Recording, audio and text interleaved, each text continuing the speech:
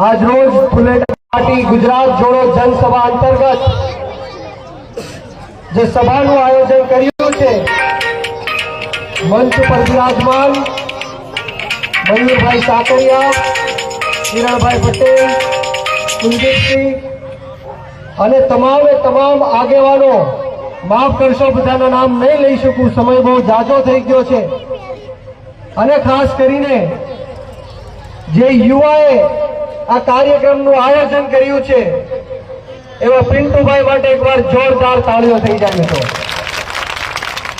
અને સાથોસાથ ફુલેટા ગામની આમ આદમી પાર્ટીની ટીમ, વિરમગામની ટીમ જેઓએ ભારે જહેમત ઉઠાવી છે, અને સાથોસાથ મારી સામે બેઠેલા જગતના તાત, જગતના બાપ, અન્નદાતાઓએ, ખેડૂતો, માતાઓ, બહેનો, વડીલો અને ખાસ કરીને મારા સાવજો જેવા યુવાનો જ્યારે ઉપસ્થિત છે ત્યારે હું બ્રિજરાજ સોલંકી આપ સૌનું આ પરિવર્તનની લડાઈમાં ક્રાંતિકારી સ્વાગત કરું છું. આપનો ખૂબ ખૂબ આભાર વ્યક્ત કરું છું.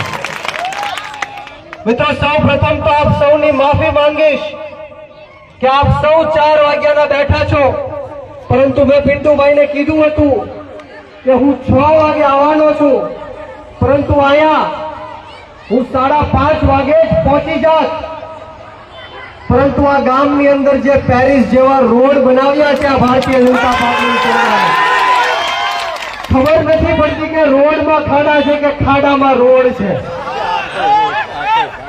અને મને પિન્ટુભાઈએ વાત કરી કે આ સભાનું આયોજન ન થવા દેવા માટે આ પોલીસના લોકોએ ભાજપના ઈશારે પરમિશન પણ નહોતી આપી. આ સભાની અંદર લોકો ઉપસ્થિત ન થાય તે માટે ધાક ધમકીઓ આપવામાં આવી, બીવડાવવામાં આવ્યા, ડરાવવામાં આવ્યા, ખોટા કેસો કરશું, જેલમાં નાખશું એવી ધાક ધમકીઓ આપી. ત્યારે હું ફુલેટા ગામના જાહેર મંચ ઉપરથી આ ભ્રષ્ટાચારી ભારતીય જનતા પાર્ટીને અને એની નમાલી પોલીસને કહેવા માંગે કે તમે ગમે એટલા અન્યાય કરો, અત્યાચાર કરો, ખોટા કેસો કરો, જેલમાં નાખો, પરંતુ અમે ગરીબ ખેડૂતના દીકરા તમારી સામે છેલ્લા શ્વાસ સુધી મોરે મોરો આપવા માટે તૈયાર છીએ. અને એટલા માટે અમે લોકો ઉપસ્થિત થયા છીએ. ત્યારે યુવાનો માટે હું કહેવા માંગીશ કે વળે નહીં કાંઈ દુનિયામાં કરે ગેંગે કે ફેફેથી, વળે નહીં કાંઈ દુનિયામાં કરે ગેંગે કે ફેફેથી, ઘડીક શણગાર મર્દોનો સજીલ્યો તો મજા આવે, ઘડીક શણગાર મર્દોનો સજીલ્યો તો મજા આવે, અને મજા કાંઈક ઓર આવે, દાંત કાયર વેશ મૂકો તો અને કદમ બે કાળની હામાં ભરી લ્યો તો મજા આવે. મિત્રો, જ્યારે સમગ્ર ગુજરાતની અંદર ખેડૂતોએ આ કાળ જેવી ભાજપની સામે કદમ બે કાળની હામાં ભરી લીધા છે, બોટાદની અંદર જે ખેડૂતોએ ક્રાંતિ કરી, કડદા કાંડને લઈને જે 85 લોકો જેલની અંદર ગયા, એમાં આમ આદમી પાર્ટીના નેતાઓ હતા, ખેડૂતો હતા, વડીલો હતા. એ તમામ આમ આદમી પાર્ટીના ખેડૂતોને આ તકે હું નતમસ્તક વંદન કરું છું, એમનો ખૂબ ખૂબ આભાર વ્યક્ત કરું છું. આપણે સૌએ અમને યાદ કરવા પડે. ખેડૂત નેતા એવા રાજુભાઈ કરપડા હોય, પ્રવીણભાઈ રામ હોય, રમેશભાઈ મેર હોય, પિયુષભાઈ પરમાર હોય, રાજુભાઈ ગોરકતરિયા હોય, આવા તમામ ખેડૂતોએ ગુજરાતના ખેડૂતોના હક, અધિકાર અને ન્યાય માટે અત્યારે જેલની અંદર છે. ત્યારે એમની માટે એકવાર જોરદાર તાળીઓ થઈ જાય મિત્રો.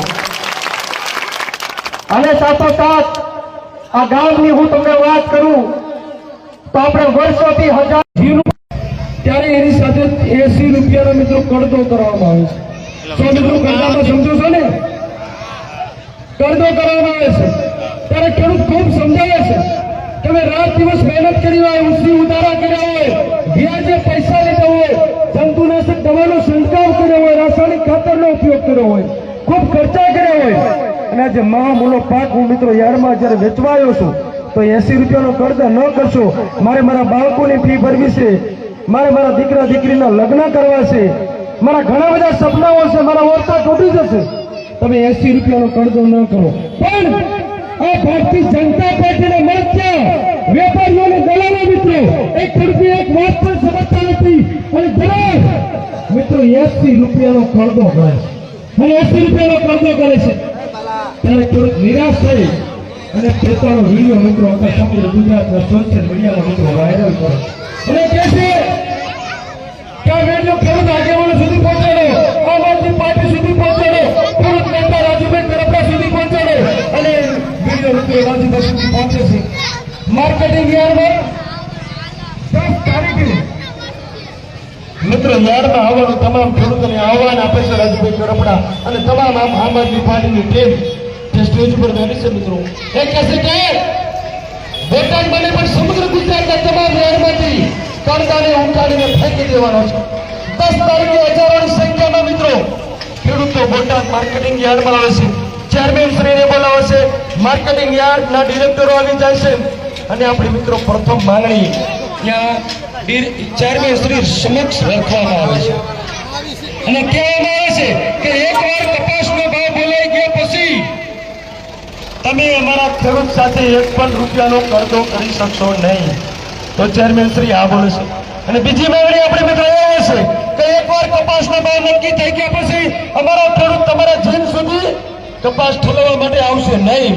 જો અમારા ખેડૂતને તમારા જીન સુધી કપાસ દૂધ કે ડાંગર ઠલવવા સુધી તમારા જીન સુધી લઈ જવા હશે ને તો અમારા ખેડૂતને 10 કિલોમીટર 12 કિલોમીટર કે 15 કિલોમીટર જેટલું પણ તમારું જીન દૂર છે એનું ભાડું તમારે ચૂકવવું પડશે.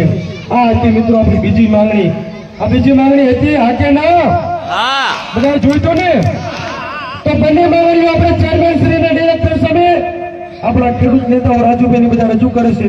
ચેરમેન શ્રી આપણી બંને માંગણીઓ સ્વીકારે છે પણ મૌખિક સ્વીકારે છે. એનો મતલબ એ થયો કે આજ દિન સુધી બોટાદ માર્કેટિંગ યાર્ડને ગુજરાતના 234 માર્કેટિંગ યાર્ડમાં આવી સાથે ખેડૂતો સાથે મિત્રો કરતો થતો, ખેડૂતની સાથે મિત્રો ઉગાડી લૂંટ ચલાવવામાં આવી હતી.